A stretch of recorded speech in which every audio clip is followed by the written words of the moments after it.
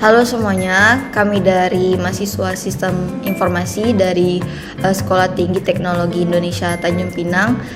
Di sini dengan saya Alivia Rizky Salsabila dengan NIM 3223006. Dan saya namanya Noniko dari Sistem Informasi juga dengan NIM 3223005. Di sini kami akan menjelaskan tentang 8 Golden Rules Interface Design. Baiklah, pada awalnya saya akan menjelaskan sedikit tentang 8 Golden Rules Interface Design yang bisa bikin aplikasi kita ini jadi enak dipakai. Untuk menjelaskan, kami menggunakan aplikasi Photoshop, di mana aplikasi Photoshop ini sudah sering digunakan sebagai ilustrasi untuk mendesain gambar dan segalanya. Nah, untuk yang di awal ini, strive for consistency itu adalah aturan yang pertama, yang paling basic, yaitu konsisten. Dari aplikasi ini kita bisa lihat bahwa di sebelah kiri layar ini terdapat tombol-tombol yang muncul untuk pemula bisa menggunakan dengan cepat dan konsisten. Jadi tidak membingungkan. Sedangkan seperti yang di sini kita bisa lihat ada tombol ini eraser tools, ya kan? Kalau misalnya untuk yang pemula tinggal klik tombol ini dan menghapus gambar-gambar yang salah atau yang mau revisi.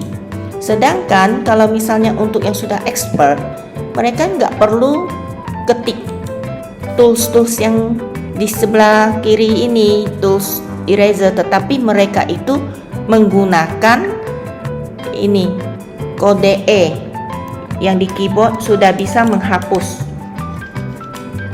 Begitu, kalau bisa hapus dari layar ini mungkin agak kurang ya. Jadi saya ini ada brush yang di sini. Ini namanya brush. Nah, untuk brush ini kalau diketik untuk pemula, nah dia akan membrush semua gambar yang di layar. Tetapi untuk yang di expert, nah dari sini kan ada nampak. Cukup tekan huruf B aja di sini, huruf B dalam keyboard sudah bisa menghapus. Kira-kira begitulah penjelasan dari salah satu 8 rules, yaitu strive for consistency. Yang kedua, saya akan menjelaskan tentang seek universal usability. Apa itu seek universal usability? Yaitu aplikasi yang bagus, harus ramah buat siapa ketika mendesain semua orang. Pengguna yang baru pertama kali mencoba, kerja super cepat. Nah, jadi dari tampilan aplikasi ini sudah bisa langsung dengan cepat menggunakan tanpa harus belajar berbulan-bulan gitu. Jadi untuk memudahkan sehingga gampang digunakan oleh siapapun, baik pemula maupun yang expert.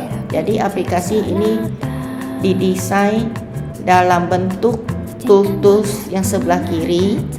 Dan juga untuk warna, ya dari tampilan ini sudah jelas, gak perlu kita harus search atau mengklik tombol apa supaya mendapat tools yang ingin digunakan. Baik, untuk selanjutnya saya akan melanjutkan untuk menjelaskan 8 golden rules yang ke nomor 3, yaitu offer informative feedback. Apa sih offer informative feedback?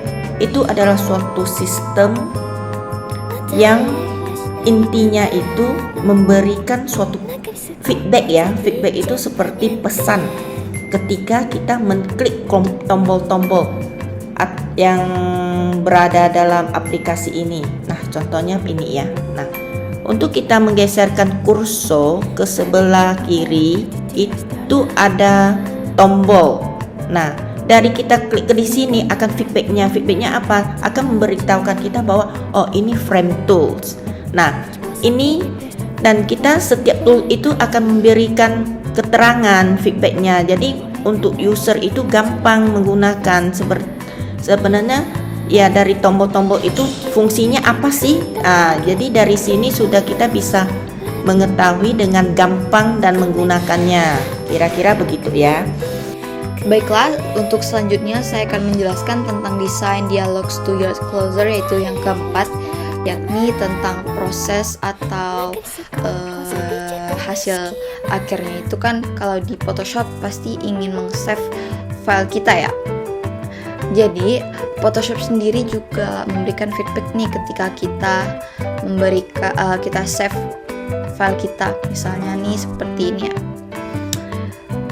Ketika kita ingin save, ya save, kita save saja. Nah, pada bagian bawah sini terdapat bentuk ya atau loading bahwa file kita itu sudah dalam proses saving, sedang saving, dalam proses menyimpan, yang nantinya akan terotomatis tertutup file kita karena kita sedang simpan. Nah, selanjutnya yakni ke poin kelima, yaitu prevent error, di mana aplikasi itu mencegah keeroran atau mencegah user dari Photoshop sendiri, mencegah user untuk lupa save filenya gitu. Jadi semisalnya kita tidak sengaja keluar nih, misalnya kita tidak sengaja keluar dari aplikasi, misalnya kita tidak sengaja klik ini ya, maka Photoshop itu sendiri akan mengingatkan kepada kita untuk save change atau save file atau save bentuk-bentuk yang telah kita tambahkan ke dalam desain. Nah, lalu tab ke-6, di tab ke-6, yaitu tentang permit easy reversal of action, di mana user bisa mengundo atau mengembalikan keadaan semula. Misalnya saja di sini saya tidak sengaja tercoret seperti ini, mengakibatkan file saya atau desain saya menjadi buruk dan saya ingin mengundo, maka saya hanya tinggal perlu klik Command plus Z, atau kalau di Windows Control dan Z. Nah, seperti ini.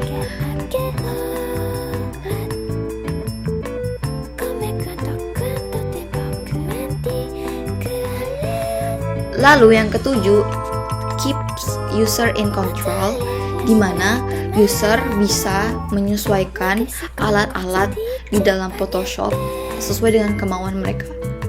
Contohnya seperti brush ini, saya bisa custom dengan bentuk yang saya inginkan.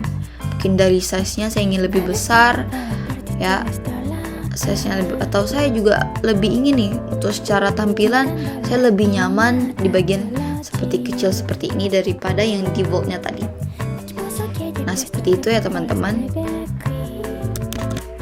Selanjutnya yang ke-8 tentang reduce short term memory load.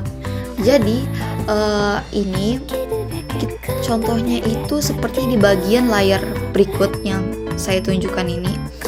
Photoshop tidak memaksa kita untuk mengingat layar mana atau yang perlu kita hafal gitu. Tentang misalnya saya ingin mengubah posisi dari bangunan atau posisi dari logo saya ini di sini. Saya ingin mengubah di sini. Tapi kita tidak perlu nih mengingat, yang mana ya, yang mana bagian logo tersebut. Kita hanya perlu tinggal klik saja seperti ini, atau kita klik-klik saja itu, atau bisa langsung di sini langsung udah tahu gitu bahwa yang mana yang kita ingin ubah. Untuk penjelasan mengenai 8 rules desain ini saya akhiri dan saya ucapkan terima kasih. Semoga video ini bermanfaat untuk teman-teman. Selamat siang dan sampai jumpa.